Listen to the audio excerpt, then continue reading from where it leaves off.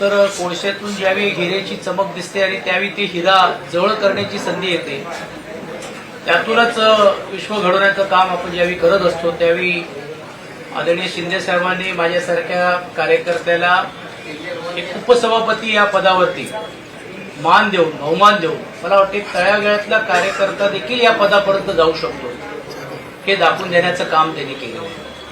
स्वर्गीय बाळासाहेब ठाकरेजी असतील, स्वर्गीय आनंद दिघेजी असतील, ह्यांची प्रेरणा घेऊन ते सीएम पदाचा ज्यावेळी ते घेऊन काम करत होते त्यावेळी कॉमन मॅन ही एक ख्याती त्यांना मिळाली होती.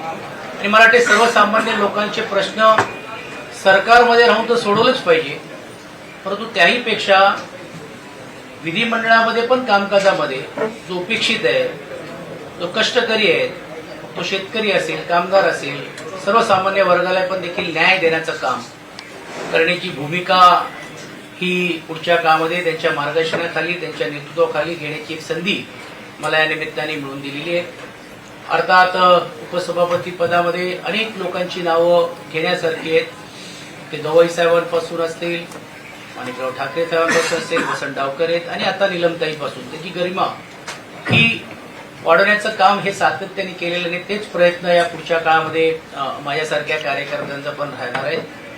हे करत असताना पण देखील पक्ष संघटना अजून कशी वाढेल, विशेषतः ग्रामीण भागामध्ये पण देखील आज पक्ष संघटना वाढलेलीच आहेत, परंतु ज्या भागामध्ये लोकप्रतिनिधी नाही त्या भागामध्ये अजून ताकद कशी या शहरामध्ये आणि विशेषतः भागामध्ये आपल्याला निर्माण करता येईल हा बघण्याचा मानस घेऊन मी आदरणीय शिंदे साहेबांबरोबर जिद्दीने आणि जोमाने काम करण्याचा निर्णय घेतलेला आहे. आणि त्यांनी मला हे बहुमान दिल्याबद्दल मी त्यांचे आभार मानतो. मला या गोष्टीची जाणीव आहे की अनेक राजकीय प्रश्न आपल्या मनामध्ये पण आहेत, पण तो वेळेवरती कशा पद्धतीने उत्तर द्यायचं, कशा पद्धतीने त्याच्याबद्दल बोलायचे हे वेगळ्या व्यासपीठावरती आपल्याला सर्वांना बोलता येईल. ठीक आहे, आता काही टीका करतील, आरोप करतील, परंतु जोपर्यंत जसं शिंदे साहेबांनी सांगितलं की जोपर्यंत आम्ही बरोबर आहोत तोपर्यंत चांगले आहोत, आम्ही नाही आहोत तर मग ते कसे नालायक आहेत असा जो प्रयत्न काही लोकांच्या बद्दल होतो हे दुर्दैवी आहे. म्हणूनच मला असं वाटतं की ते एका वेगळ्या व्यासपीठावरती ती भूमिका निश्चितपणे मी मांडली. परत एकदा आपल्या सर्वांचं स्वागत, आभार आणि विशेषतः आदरणीय शिंदे साहेबांनी जी जबाबदारी दिलेली आहे पूर्ण ताकदीने ती मी निभवल्याशिवाय राहणार नाही हा आत्मविश्वास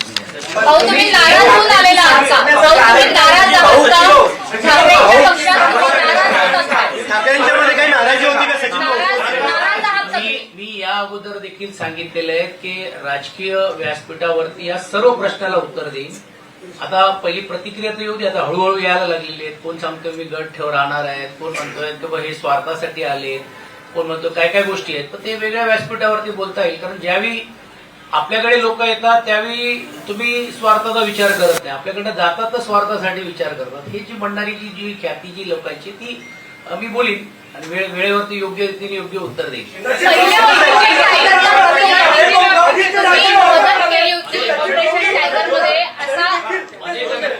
एक लक्षात ठेवलं पाहिजे की आदित्यजी असतील, उद्धवजी असतील, यांनी जी जबाबदारी दिली शेवटपर्यंत ती जबाबदारी मी पार पाडण्याचं काम विधिमंडळामध्ये केलेलं आहे. आदरणीय शिंदे साहेब पण त्या गोष्टीला साक्षीला आहे की एक पक्षाची ज्यावेळी भूमिका असते किंवा एक विचार असतो त्यावेळी आपण ती भूमिका ज्यासाठी आपण आहोत मांडण्याचं काम आपण करतो. जिकडे अयोग्य वाटत नाही, जिकडे योग्य वाटलं असेल तिकडे शासनाचं कौतुक देखील केलेलं आहे. आणि जर काहींना विसर पडलं असेल की विधानसभा असेल, दोन्ही विधानसभा असेल, महानगरपालिका असेल, यामध्ये माझं काय योगदान आहे हे त्या भागातल्या लोकांना माहित आहे. पुणे जिल्ह्याच्या 21 विधानसभेमध्ये पण देखील संघटना म्हणून घेऊन तिकडे काम करत असताना जी जबाबदारी आहे त्या कार्यकर्त्यांनाही देखील तुम्ही विचारलं तर ते समजेल. आता ठीक आहे, काही लोकांना असं वाटतं की आम्हीच आहोत बाकी कोण नाही अशी भूमिका आहे.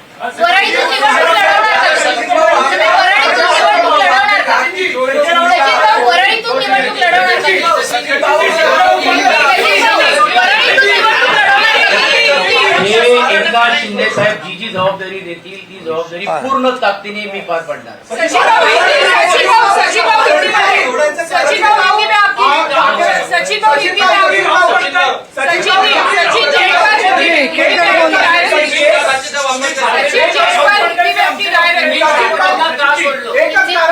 चला बघा, आज एक लक्षात घ्या की मी पक्ष कुठचाही सोडलेला नाही. ते तांत्रिक मुद्द्याबद्दल आपण वेगळ्या व्यासपीठावरती आपण बोलू. एक गोष्ट नक्की आहे की आज एवढ्या उपसभापती पदाची जर आज शिंदे साहेबांनी ही जबाबदारी दिल्यानंतर हे मला असं वाटतं माझ्यासारख्या कार्यकर्त्याला बहुमान आहे आणि तो बहुमान ठेवून मी पुढे काम करण्याचा अरे बाबा, जेव्हा ते मी आधीच सांगितलं, जेव्हा ते आमदार झाले तेव्हा आम्ही त्यांना मतदान केलेलं आहे.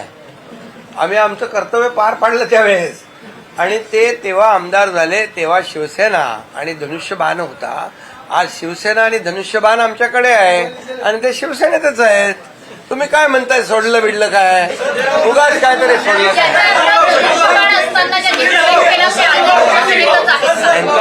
शिवसेनाच होती. चला, धन्यवाद.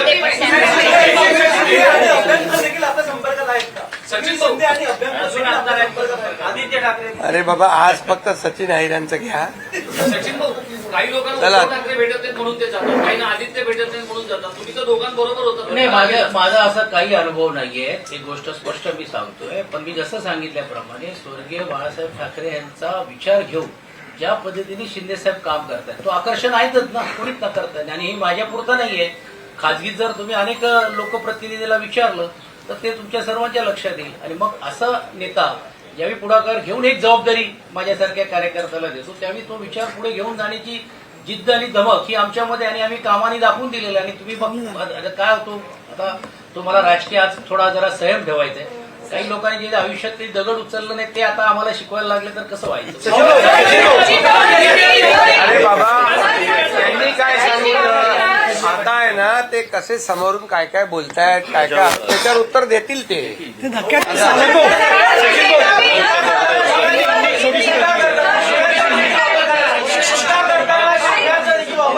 काय काय